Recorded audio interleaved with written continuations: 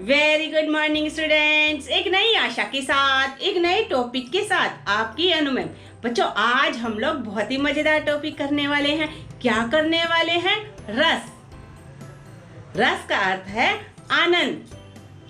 काव्य को पढ़ते समय, साहित्य को पढ़ते समय या नाटक को देखते समय हम जिसको अनुभव करते हैं, यानी जिस आनंद की अनुभूति करते हैं, उसे रस कहते हैं। हमारे मन में तरह तरह के भाव उठते रहते हैं, जैसे प्रेम के भाव, घृणा के भाव, क्रोध के भाव, भय के भाव। इनको जागृत करने के लिए या तो कोई घटना चाहिए, या कोई प्रसंग, या कोई नाटक। यदि हमारे सामने कोई शत्रु आता है तो हमारे मन में क्रोध के भाव जागृत होते हैं। यदि हमारे सामने कोई प्रेमी जन आता है तो हमारे मन में प्रेम के भाव जागृत होते हैं। इसी प्रकार से यदि कोई चुटकुला सुनते हैं तो हमें हंसी आती है। तो इस प्रकार के भावों से हमें सुख या दुख की अनुभूति होती है। परंतु इसके विपरीत साहित्य को पढ़कर हमारे मन में न तो सुख की अनुभूति होती है, न दुख की अनुभूति होती है। इसमें केवल आनंद की अनुभूति होती है। यानी दुख से भरा नाटक देखकर भी हमें आनंद मिलता है, रस मिलता है, और उस घटना को हम बार बार देखना चाहते हैं। तो इस प्रकार से ये दुख और सुख की अनुभूति से परे होते हैं। किसी भाव को रस तक पहुंचाने में उसके अव्यय मदद करते हैं। अव्यय कितने प्रकार के होते हैं? अव्यय 4 प्रकार के होते हैं: स्थायी भाव, विभाव, अनुभाव और संचारी भाव। स्थायी भाव क्या होते हैं? स्थायी भाव जैसे शोक, घृणा, भय, दुख, ये सब क्या है? स्थायी भाव है। अब हम विभाव को भली भांति समझेंगे। जिस वस्तु, व्यक्ति या घटना के कारण स्थायी भाव जागृत होता है उसे विभाव कहते हैं। यानी घटना, व्यक्ति, वस्तु के कारण क्रोध की स्थिति उत्पन्न होती है, प्रेम की स्थिति उत्पन्न होती है, तो उसे क्या कहेंगे? विभाव कहेंगे।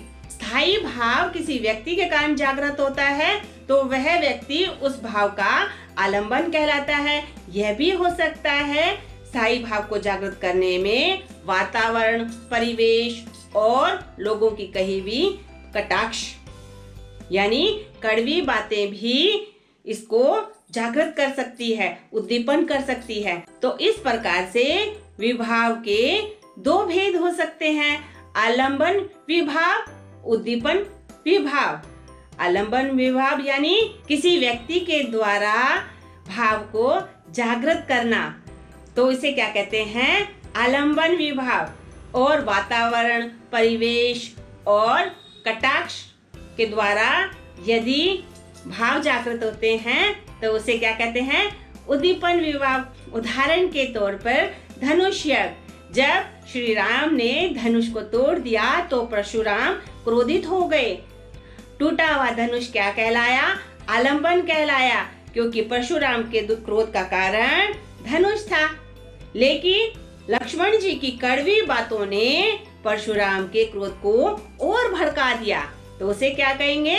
उद्दीपन विभाव। यानी क्रोध को भड़काने की स्थिति में क्रोध को भड़काने में किसने सहयोग दिया?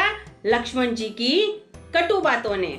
लक्ष्मण जी ने उनका परिहास किया, तब परशुराम का क्रोध बढ़ गया। तो इस प्रकार से आलंबन क्या हुआ? टूटा हुआ धनुष। लेकिन लक्ष्मण जी की बातें क्या हुई?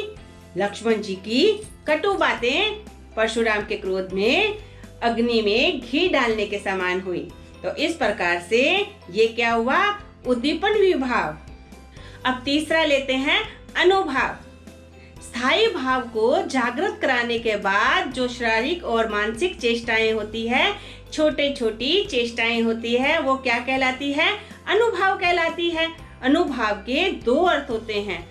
पहला अर्थ क्या हुआ? स्थायी भाव का अनुभव कराते हुए छोटे छोटे जगने वाले भाव। और दूसरा अर्थ क्या हुआ?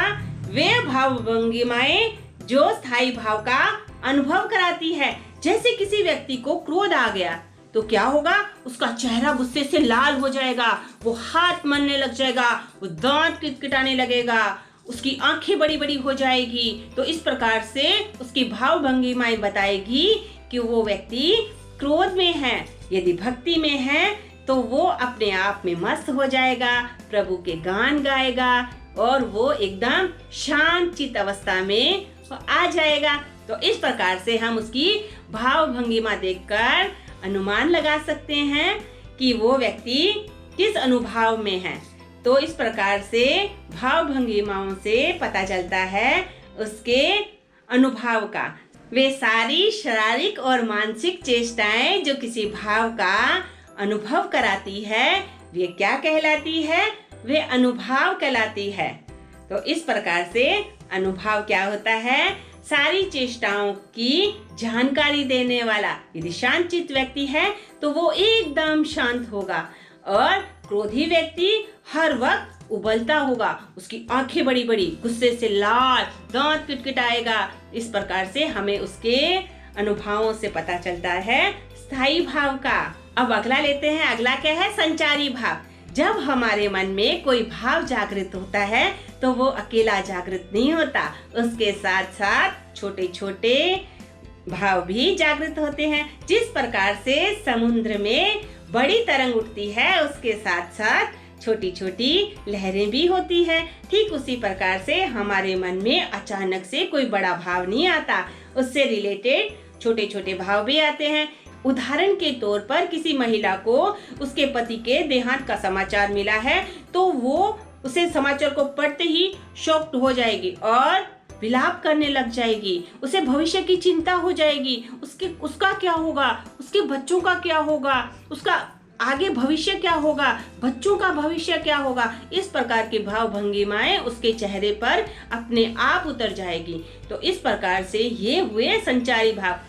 इसके विपरीत यदि किसी प्रेमिका को प्रेमी का पत्र मिलेगा तो वो उसके ख्यालों में डूब जाएगी, मधुर स्मृतियों से भर जाएगी, चेहरा लाल हो जाएगा और शर्म से उसकी आंखें झुक जाएगी और वो मीठे मीठे सपने भी देखने लगेगी।